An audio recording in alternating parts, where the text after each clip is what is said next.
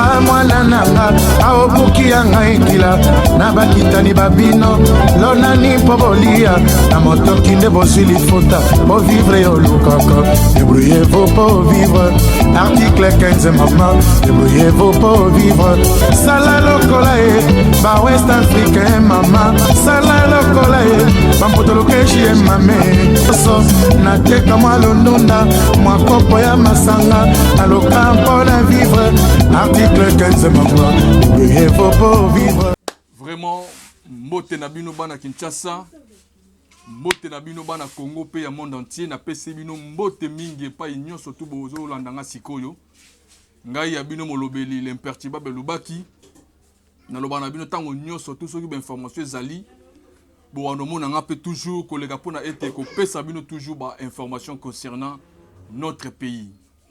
Alors, lelo na ye pona ko pesa bino trois informations importantes. Information liboso touti kolanda récemment awa Henri Magie oyo bayebi ete na ko rappeler bino mukie Henri Magie aza cadre na kati ya PPRD monsieur Henri Magie tango président de la République Félix Antoine Tshisekedi Tshilombo ayo zwi pouvoir na 2019 tango basali passation du pouvoir en 2019, Henri Magie à l'écran à média à loba n'importe quoi eux c'est qui à loba. A sali même outrage na mokonzi mboka. Nde bazwa kiye, bakanga kiye, batia kiye na boloko ya makala. Il a fait au moins son abosalité 2 ans na boloko ya makala.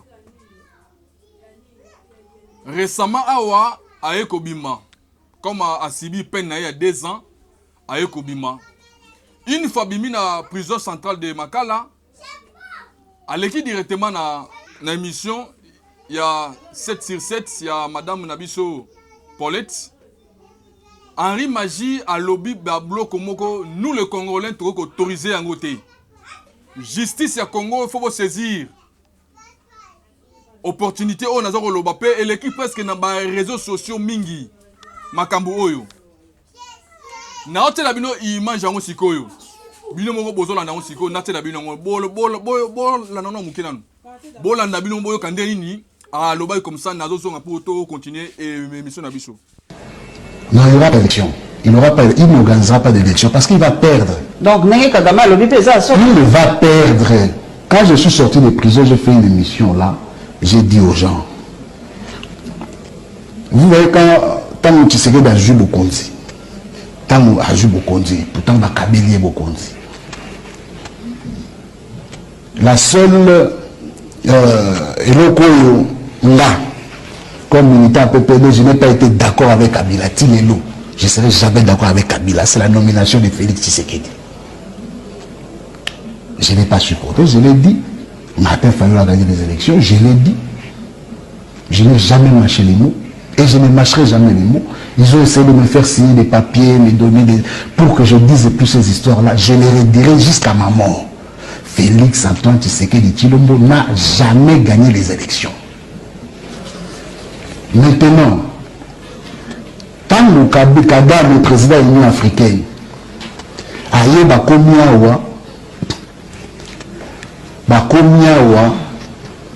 bandi deal na bango yena Tshisekedi. Dans ce deal là, Tshisekedi pourra faire asseoir Bokonzi naye. Il croyait que le pouvoir se donnait à Kigali. Or Kabila et Bango, le pouvoir au Congo n'a pas besoin ni de l'Orient ni de l'Occident, ni de... Ça se passe ici au Congo. Le pouvoir vient émane du peuple, comme le veut la Constitution dans son article 5. La souveraineté appartient au peuple seul. Nous en disconvenons de Tshisekedi. Doit sortir à grande porte au nord le nom de Tshisekedi. Sinon, ce nom de Tshisekedi deviendra péjoratif dans ces pays. L'avenir nous le dira. Ceux qui va bien Tshisekedi, c'est qui va finir na Congo. Ceux qui ont bien par la grande porte. Sortir par la grande porte, c'est effacer ces histoires de Kadima ici. Nous constituons une CENI consensuelle nous mettre une cour constitutionnelle consensuelle d'organiser des élections dont il ne sera pas candidat.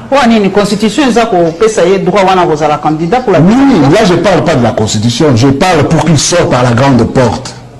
C'est-à-dire la roue on ne vante pas deux fois.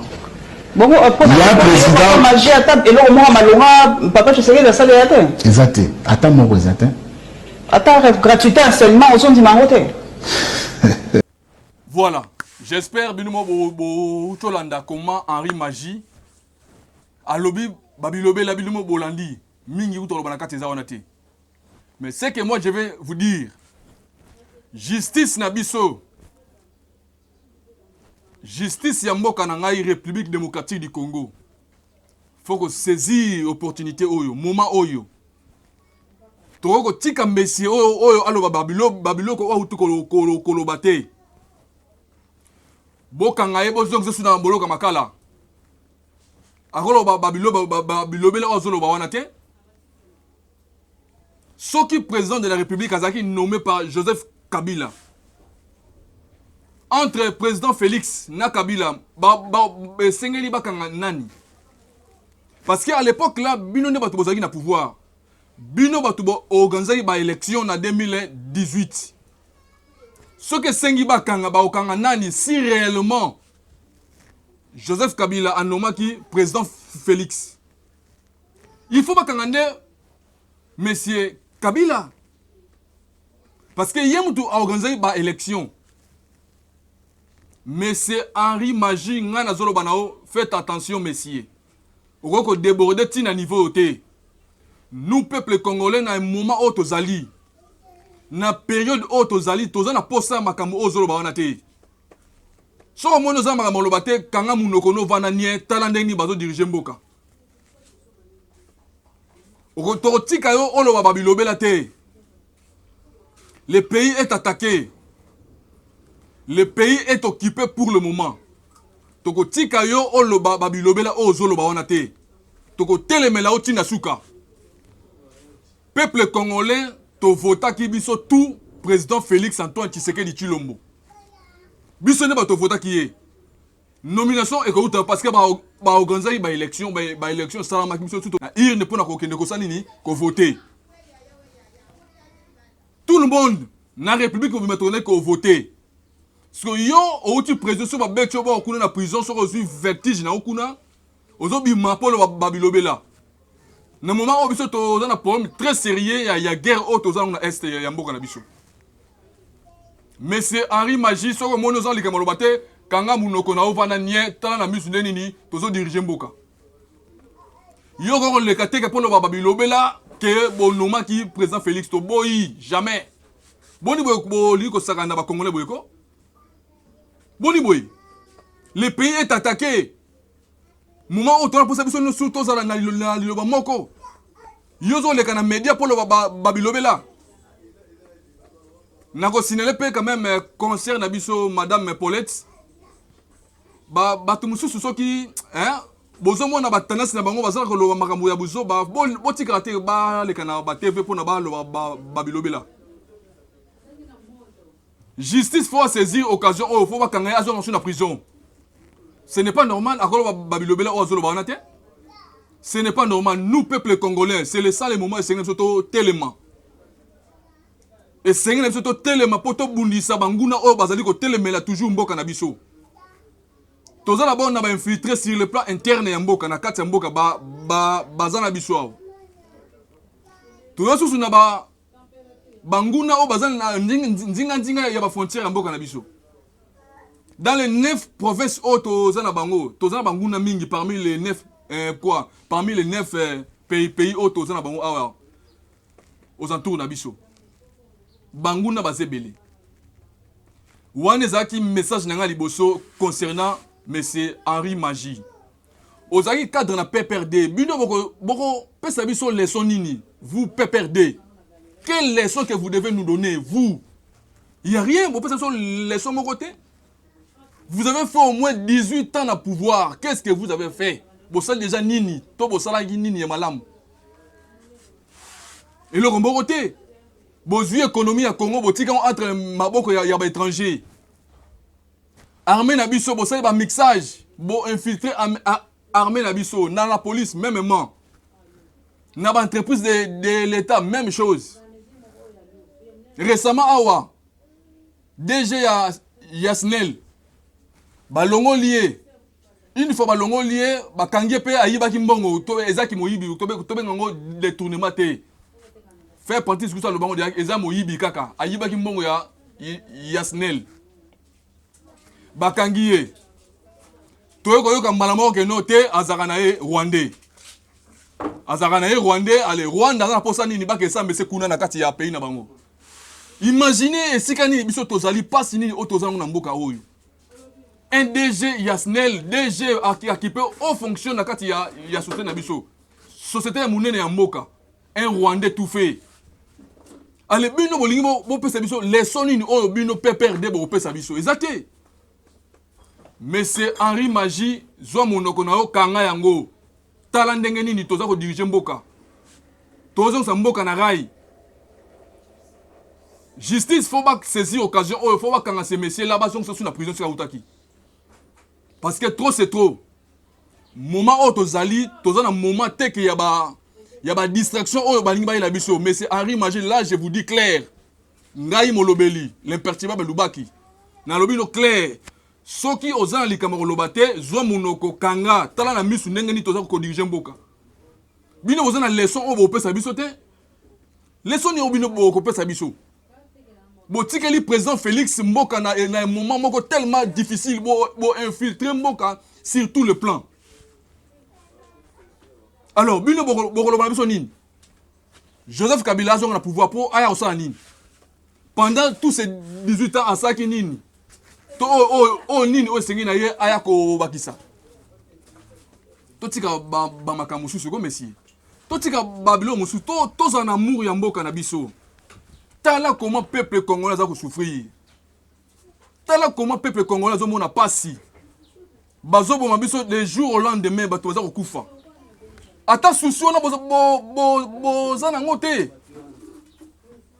J'espère point wana monsieur Henri Magie Vandanier tala comment biso ni toza ko diriger mboka. Après ozolo ba isusu nini que président Félix Azwa, mutu oya taki na niveau ya Seni, Denis Kadima. Balongo la Denis Kadima, pour ba organiser ba élection malamu oyo ko permettre ba tusu ba voter président Félix a postulé. Yoza nani messieurs. Yoza nani pour le makambo buzoba wana za koloba. Tu crois que ba toza ko sepela makambo oyo oza koloba wana? Ça n'a pas de sens. Président Félix Azu pouvoir na ye. Ba élection salama ki to voter ye. Na 2023 pe awa to ke na ba élection parce que ba misi déjà calendrier. Préparez-vous pour aller aux élections. Bomi bongisa po bokende na ba élection so ba pona bino ba poni bino. Président Félix peut a postuler na 2023. Biso peuple congolais to voter ye parce que aza mwana mboka pe to yebi asa misala malamu. Quelle que soit la difficulté, mais asa musala malamu ezali ko monana.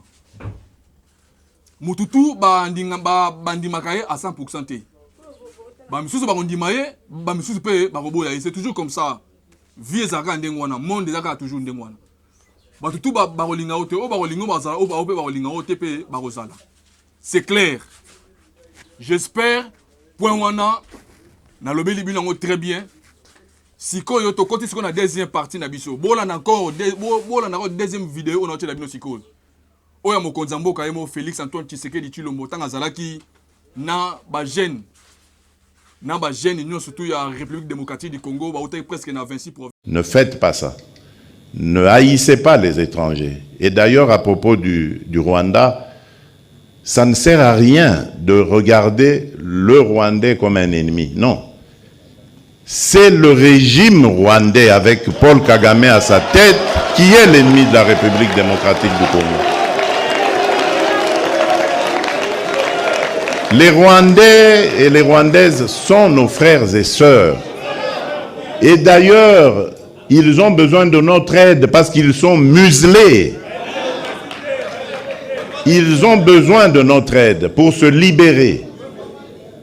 Ça n'a rien à voir avec ce que leurs dirigeants sont en train de leur imposer. Donc, ne les regardez pas comme des ennemis, mais comme des frères qui ont besoin de notre solidarité pour nous débarrasser et débarrasser l'Afrique de ce genre de dirigeants rétrogrades qui ramènent les méthodes des années 60 et des années 70. Alors qu'en Afrique,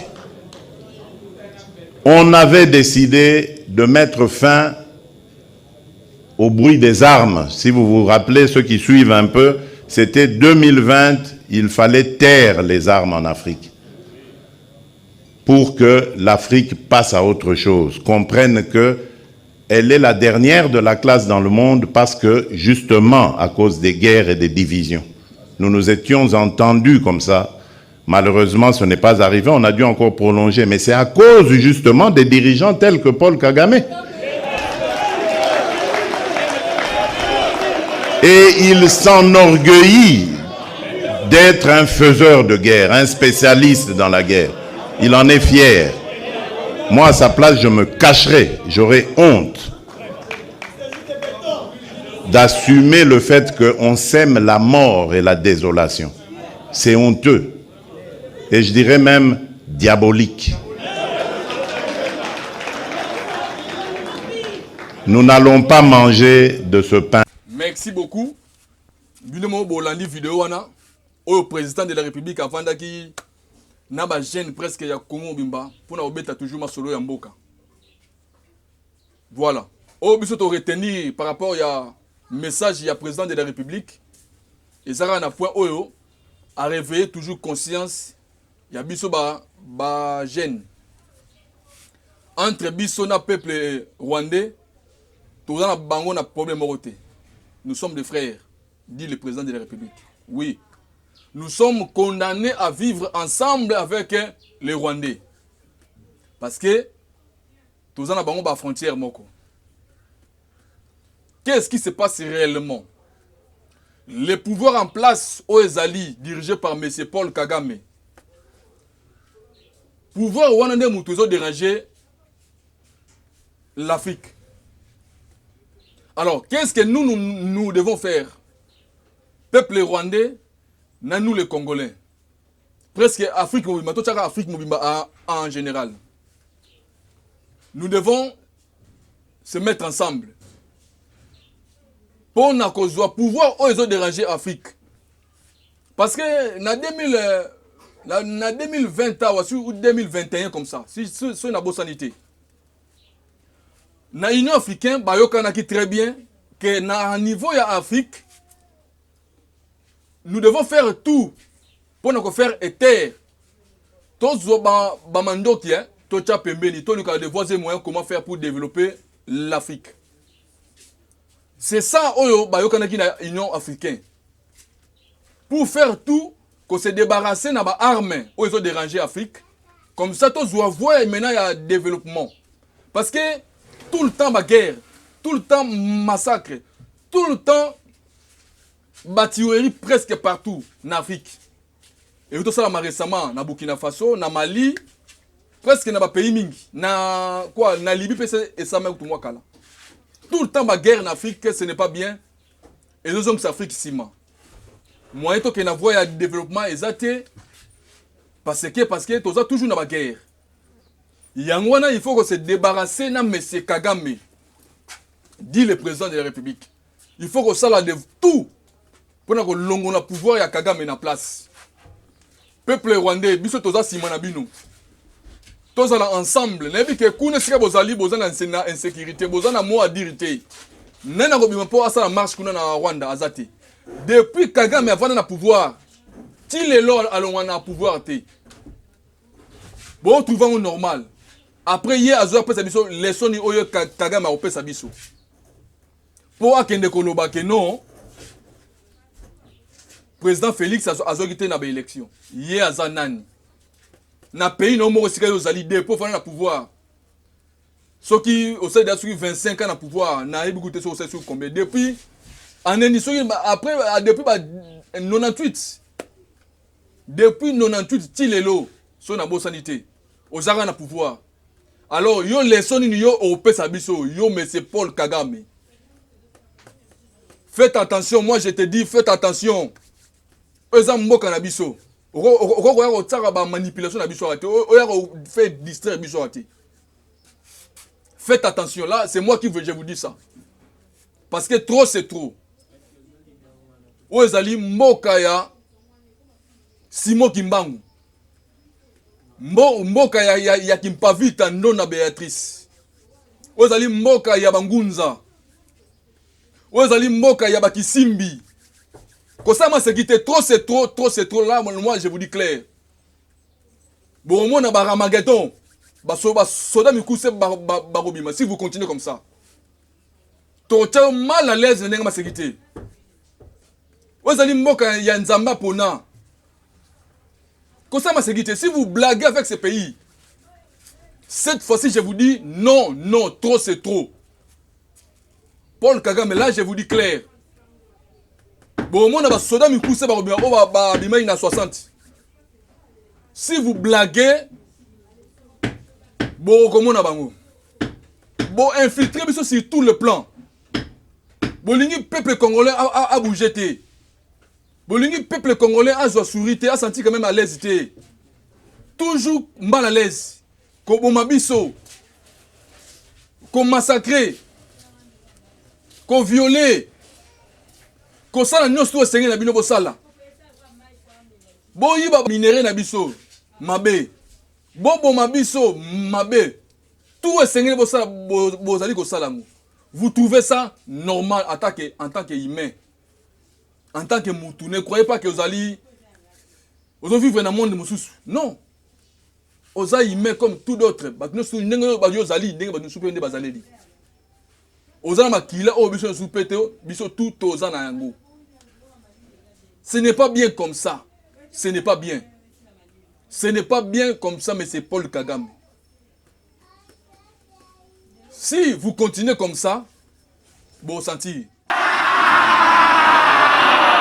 10 200 jeunes recrues venus du Nord Kivu, de Kinshasa, du Congo central et du Kasaï oriental ont été présentés mardi 6 décembre 2022 au lieutenant général Thio Isongesa Christian, chef d'état-major général des FARDC à la base militaire de Kitona. Dans son adresse à ces nouvelles recrues venus répondre à la mobilisation générale lancée par le chef de l'État et commandant suprême des FARDC, le général Thio a martelé sur la discipline. Assad! Assad! Morale! Morale! Mbokozi ya mboka atindeli bino nyonso mbote! Eloko ya liboso nalingi nalobela bino, c'est la discipline. La discipline ezali d'abord pour battre la base na biso. La discipline envers les cadres. Soki discipline ezate, place na yo na armée ezate. Ba PMF, la discipline corporelle. La discipline des incarnés armée na biso. Il faut koyeba comme il sa discipline na oyo nyonso. Par ailleurs, le chef d'état-major général a appelé les instructeurs à un bon encadrement de ces jeunes volontaires et mis en garde contre la circulation de fausses informations sur la prise en charge de ces recrues jusque-là impeccables et irréprochables. Et c'est quel encadrement? Il y a pas recrue.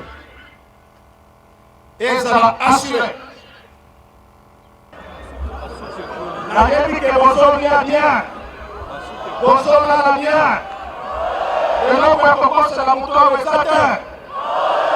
commandant base à sa témoin. Délégation aux. Voilà, j'espère. Mais c'est Paul Kagame et Sengeli Oyo Kalikambo peut comprendre. Si vous comprenez, vous pouvez là-haut. Parce que déjà, Marambo Kemabe, tu dévoilé le secret na yo nyonso tout. Tu dévoilé le secret na yo tout, mais c'est Paul Kagame. Na ba complot. Oh yo za ko sala. na manipulation au bazotinda yo na occidentaux contre le Congo, qu'on nuire le peuple congolais, qu'on nous que tout soit développement en Afrique. Baza ko manipuler le rôle mwana mukie, au monde en très bien. Tous à la unis, nous les Africains, totalement. Tous à la unis, to construire Afrique bien. To relier ba différents pays na biso pour que tout ça la mena ba commercialisation ya ba marchandises. Et que ça la bien. Na rolongwa awa na ke Angola, na ke soit na nzela ya avion, na nzela ya mutuka, na nzela ya bateau, na nzela ya train to métro, et ça va bien. Na rolongwa awa na ke Kigali, na nzela ya métro, na ke Kigali, na nzela ya véhicule, et ça va bien. Uganda même man. Na longo awa na ke Brazzaville ne to zali na projet o tonga pont route rail. Pont route rail pour na ko relier Brazzaville na Kinshasa. Et ça ba bilo mo malamu e créer amena développement. Parce que surtout to za ko sala ba échange commercial na biso ba bilo longo na Kinshasa ke na Brazzaville. Na Brazzaville paye awo. Ba échange wana ne permettra ça nini et faire ça la développement na niveau ya continent. Mais so y ba guerre ezali. Ba conflit ezali. Bozo mo teke no développement écosalaté. Kagame, faites attention, là je vous dis clair. Manipulation au baosala epa na yo. Boya yango tika. Tika. Parce que reçu que lo mabe. Ba blanc wana bazara nde wana ba utiliser yo, ba manipuler yo, ba sisse ba mamel na yo. Ti ba monique ezasu na musala moko te basani ni ba abandonner yo. Ba occidentaux baza bongo. Ne croyez pas que ozomona que non yo za homme fort. Mais il y aurait un moment où ba saboter, ba abandonner yo. L'air est encore là pour que obima na grande porte. Si vous continuez comme ça là, je vous dis et ce que l'homme a bé. Voilà bande konanga ba congolais. Deuxième point, c'est que là na bino yangwana, vous comprendre très bien bon dans la affaire de l'état. Bon de la maramamboka est important. Bako sabinote na l'église que non, botika politique na ba politicien, eza le kuta, c'est faux, c'est archi faux. Adage more le baboya. Un peuple qui ignore son histoire, il est comme un arbre sans racines. Peuple oyo azako négliger histoire ya mboka na ye. Histoire politique ya mboka na ye. Eza lokola nzete oyo eza na racine te. Eli koloba nini? Nzete oyo eza na racine te, soki mbonge ye, soki mupepe ye, et ça nini? Ekokweya. C'est la même chose avec nous. Barozoa ba bengi yo ba manipuler yo, a posa nini? OK, pourquoi? Parce que oyebi histoire ya mboka na ote. Oyebi histoire politique ya mboka na ote. C'est pour cela baza ko manipuler biso facilement. Ba ele biso ba église ebele awa, lo coûter leki trop na église na biso. Beauté ya bana na nzambe vérité.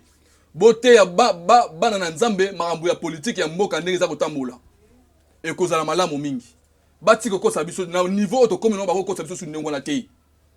Beaucoup des églises na Congo, mais ça appelle au moroté. Peuple congolais toujours na souffrance, toujours na passe.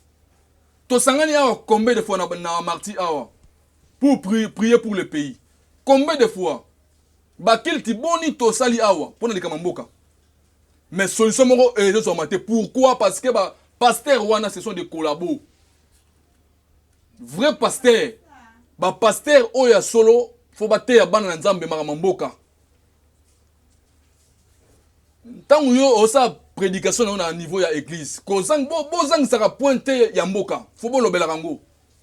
Comment pays ezo marcher? Et c'est important faut boter ya kabana na nzambe makambo wana pour tout réveiller conscience ya peuple. Et réveiller toujours conscience à peuple pour na kotala mboka ndeni eza kokende. Mais bino boza ko distraire biso okende poto. Orobala, orozwa musala. Te bote biso makamona te, toi posa makamona te. Pour ceux qui moquent ça bien, muto environ kokende poto te. Muto kobala eroza facile.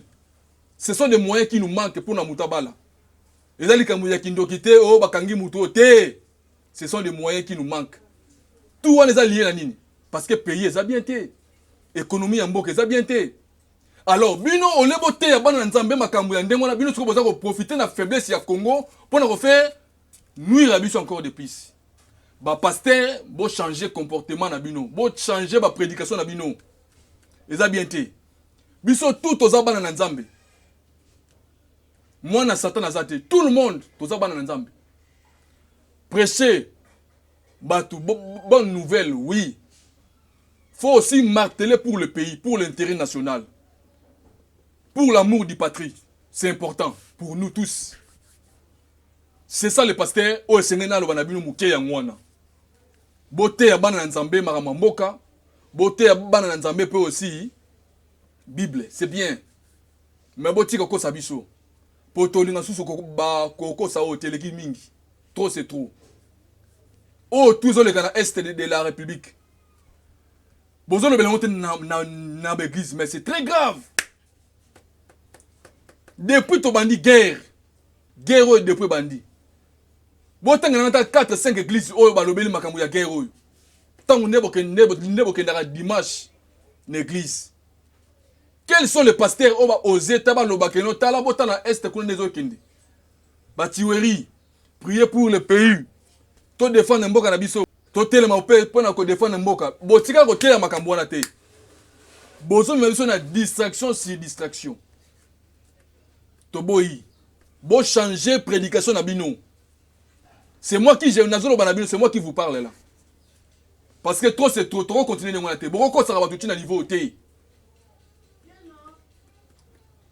Muntu po voyager faut yo oya o prier pour na yo tele. Ah mais c'est quoi ça? Pourquoi biso peuple congolais toza boyer? Pourquoi? Pour muntu voyager faut qu'il pas pasteur, qu'il semble laye. A tirer le beau copé à Betalisota à l'obate. Ah, nous les Congolais, c'est pas si peu mawa. Président de la République, ton mouton va moyen naïe. Ton va musicien chrétien, ton ya profane. Tant à voyager.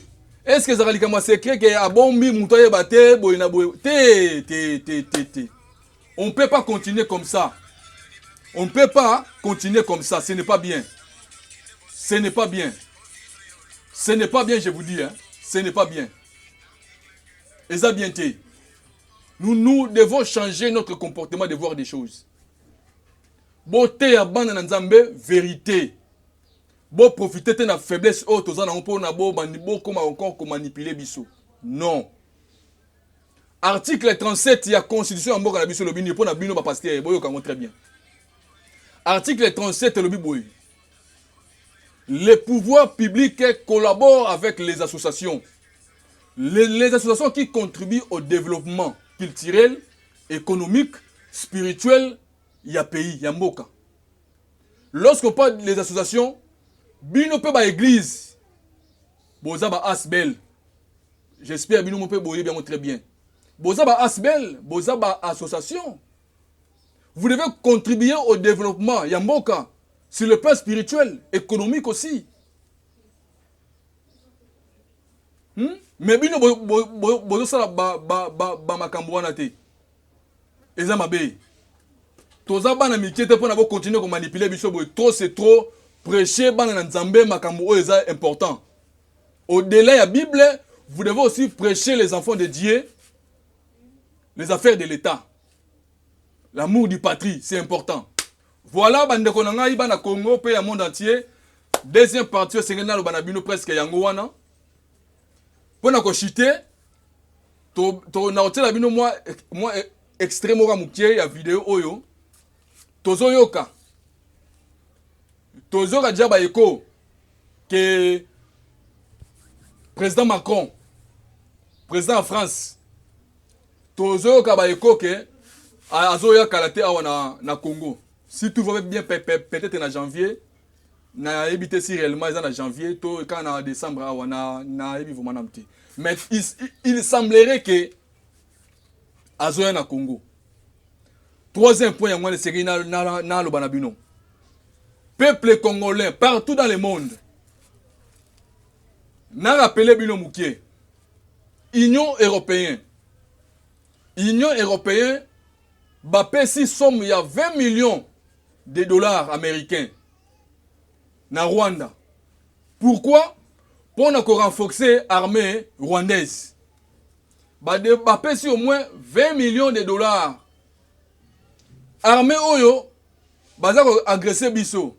Les mêmes armées wana Union européenne apesi bango makoki. Apesi bango mosolo mbongo. Pour renforcer la sécurité de l'armée rwandaise. Y compris France Nakati. Congolais, surtout la diaspora. Beauté les mains. L'air est grave. Na hotel abino pe extrêmement awa. Bande ko na biso pe ya France batini lenga pe message awa na vidéo na bango na ochango awa. Et pas ya monsieur Blaise Lukaou na pe sur mbote si na France. Na vidéo au tinelenga vraiment c'est très bien comme ça. Bo c'est mobilisé. Ba lobi na biso awa baza na marche mora munene na Paris kuna. Bana ya Londres, bana ya Belgique. Bo sangana na bandeko wana ozali coordonné par monsieur Blaise Lukaou. Bo sangana bango parce que bana marche munene ya kafu pona ko telemela France. Ko yebisa France non. Non pour la balkanisation ya Congo. Non pour la guerre ozoleka na Est. Bazana marche ya munene ya kafu boke ne belé boya ebele kuna. Bo sangana bo se manifester que bozali contenté na mabeza oleka na Congo. Bana France, il y a partout ya monde entier bo sangana kuna na niveau à Paris. Bino mo bozo bokola na vidéo oyo presque eza na kati wana déjà na zote la bino vidéo yango bokoyo kango très bien. Ba pesi na ba date na bango tout na kati jour o ba osala marche wana ya kafu. Non! Non!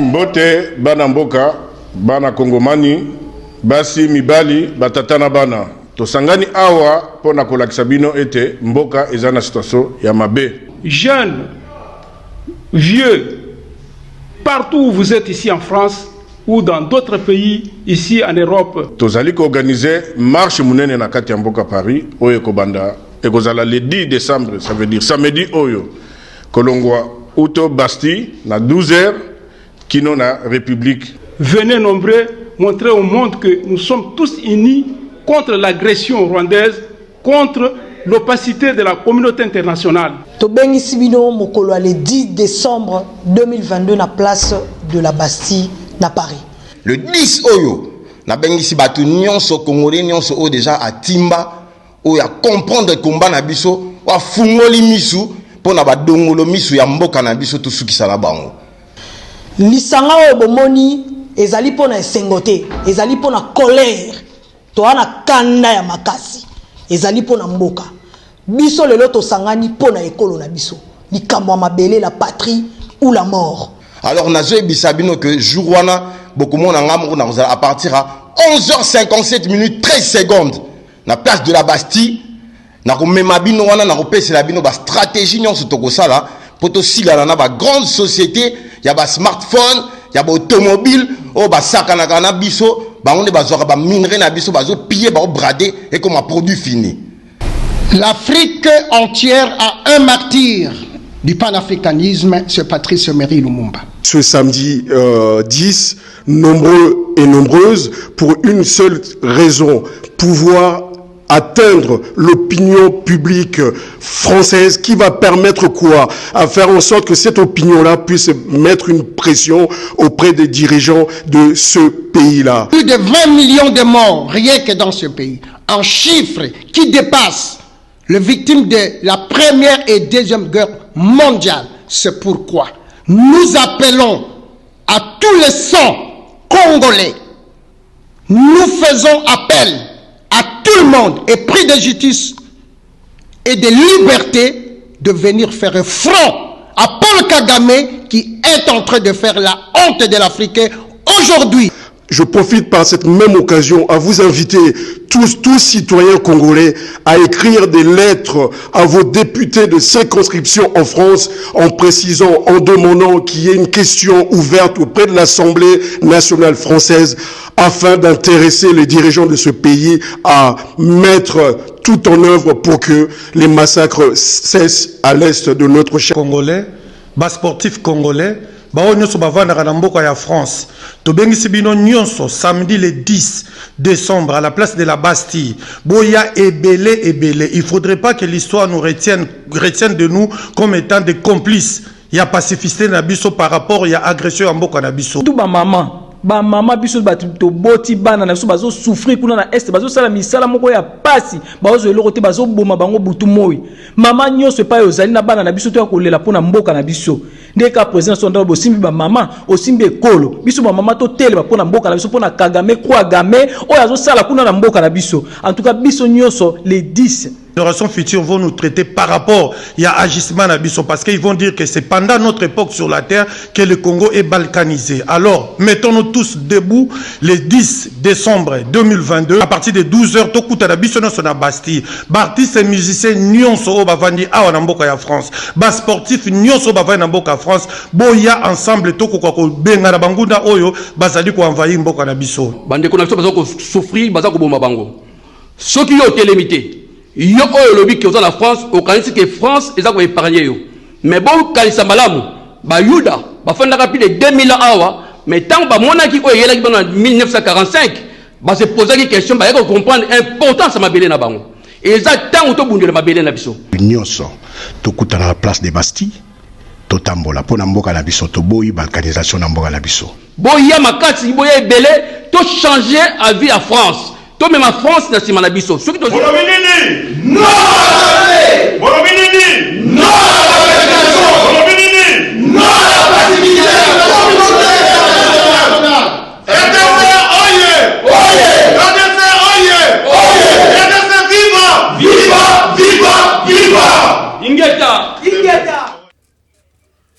Alors, biso maintenant à niveau ya Kinshasa.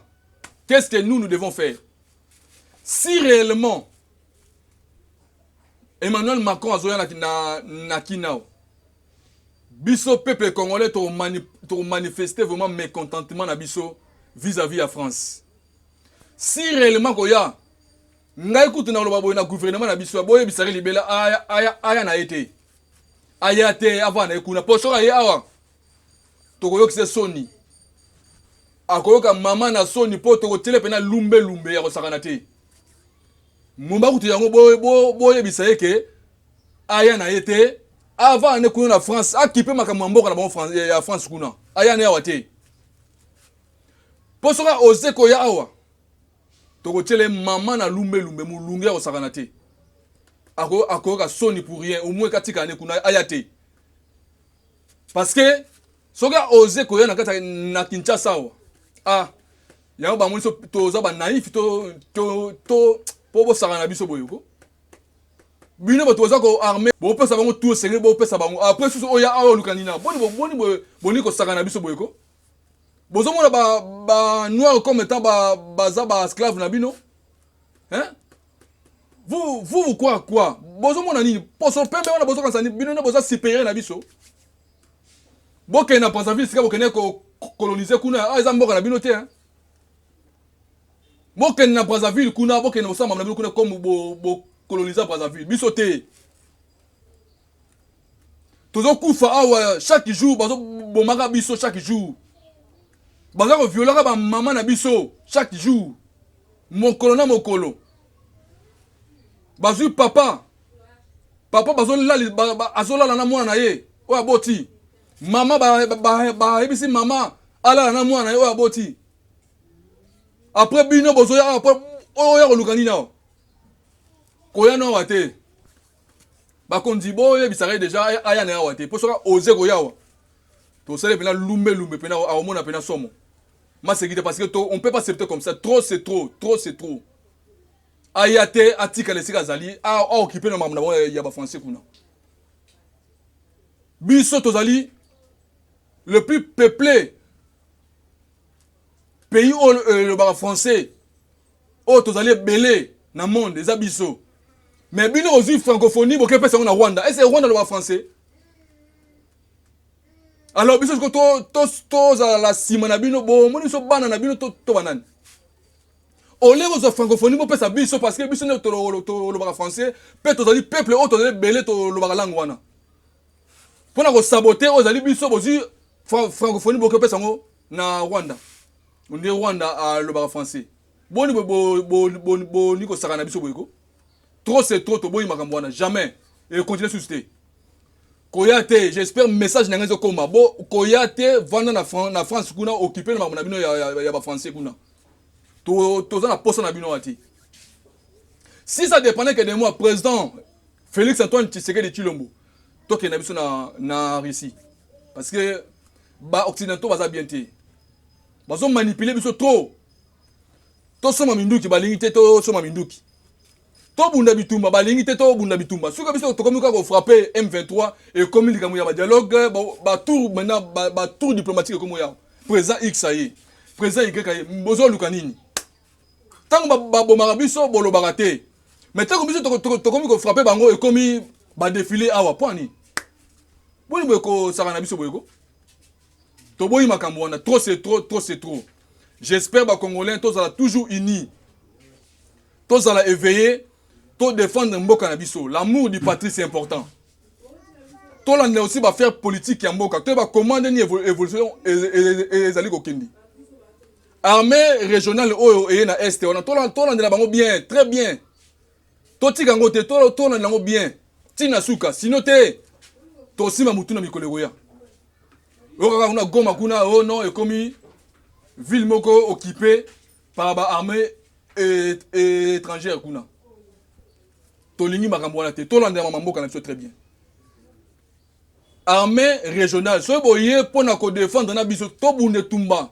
ensemble pona ko benga na M23 là d'accord nous sommes ensemble mais si vous faites le contraire moi je vais vous dire clair bokanga bisaka bozonga na bino parce que to na moment na kaona to na posa na bino te j'espère c'est un peu ça peuple congolais to comprendre pona ko chiter point ya suka senge na bino na sabino saka point moko ya suka récemment awa na uti kolanda Willy Ngoma bao ba ebiete naza ko rappeler bino Willy Ngoma azali porte-parole ya M23 récemment awa a uti koloba boye ba négociation esami na Nairobi ba négociation esami na Luanda ba MC bango ke ba libérer ba territoire oyo bango ba occupaki yoka réponse ya Willy Ngoma en tant que porte-parole ya M23 azolo banini ke ndenge bango bazawana baza prêt à libérer ba territoire mais ba okende wapi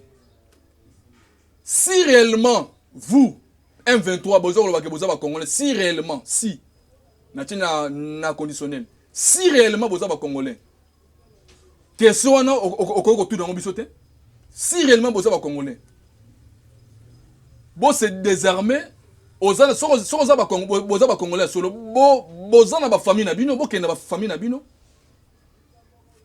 si ya solo boza ba congolais bo libérer ba territoire o bino bo kipaki comme ça mutu na mutu azongi na famille na ye azongi vie normale azongi le vie na ye normal ninga bané ko za ngo liboso si réellement boza ba congolais mais so boza ba congolais te bozonga na mboka na bino Rwanda to na Uganda. Soyez clair. Bozonga na mboka na bino si réellement que boza ba congolais, boza na ba famille na bino awa bokende ba famille na bino, boza na mapango na bino to boza bokende vana pa na bino. Likambo o bozo ba na biso ke no te so to longo awa mena to kokende wapi. Est-ce que wana talibiso? Talibiso ba congolais na likambo nini? Boluka soit bokende na Rwanda sika bo bandaka makambo na bino, soit OK, le que oh fana so oze ba koza congolais te mais so oza congolais j'espère tous les congolais ba famille bazali partout famille toujours za ngati bo OK na ba famille na bino bozong une vie normale réponse nanga ya ngwana par rapport ya question ya Willy Ngoma so ko ne sika ovanda te lukata ndaka wa futela bana si réellement que oza congolais lukata ndaka wa futela comment ta wa futela ya konoba ke avec audacité balingi balongo na biso amena to kende wa est-ce que état libiso ba congolais état libiso te so bolongo peut-être to longo na bino na force to longo na bino na force boye barango ne croyez pas que comme toke na ba négociateur toza ko solo na bino ensemble besoin de toza ba faible té président de la République azan amour ya Congo pe azan amour ya Afrique. Il a besoin que l'Afrique puisse développer. C'est pour cela que il invite maintenant ba guerre za la mingi. Alingi to ke na voya négociation to solo la pour que to relever défi, to défendre mboka et en plus encore Afrique soit voya développement. C'est pour cela que azan ko éviter babilo ko. J'espère Wilingo Massi réellement que les Congolais conscience n'a fait ça là. Afrique est sur un moment où il y a une guerre. J'espère, merci pour aujourd'hui. On peut se limiter ici. Abonnez-vous toujours sur notre chaîne Congo Avenir TV. Abonnez-vous aussi sur notre chaîne Article 15 TV HD. Vous abonnez à la chaîne sur YouTube. Vous partagez les liens qui sont partout. Tout le temps sur l'information, toujours information. J'espère. Nasuki awa na mokolo malelo bo partager ba lien et que ne partout dans le monde ba yo ka message na ngai et comme la bino na ça na pesi beaucoup plus na mbote na ndeko na ngai o azana niveau de France monsieur Blaise Lukaou toujours ba communication bo ça la nga très bien pour que na ba commander ni na ko pesa ba message une fois bo sali marche wana capturer kanga ba photo ça ba vidéo tindelanga comme ça na pe na ko le bilan toujours vraiment beau continuer de voir les très bien pour qu'on défende toujours Mboka Nabiso.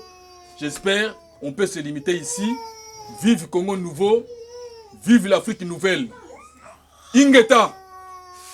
Eva mwana nanga aobuki ya ngaikila na bakitani babino lona ni pobolia na motoki nde bozili fota po vivre yo lukaka débrouillez-vous pour vivre article 15 maman débrouillez-vous pour vivre sala lokola e ba west africain mama sala lokola e bampoto lokeshi e mame so na teka mwa londunda mwa kopo ya masanga na lokampo na vivre article 15 maman, il faut pas vivre.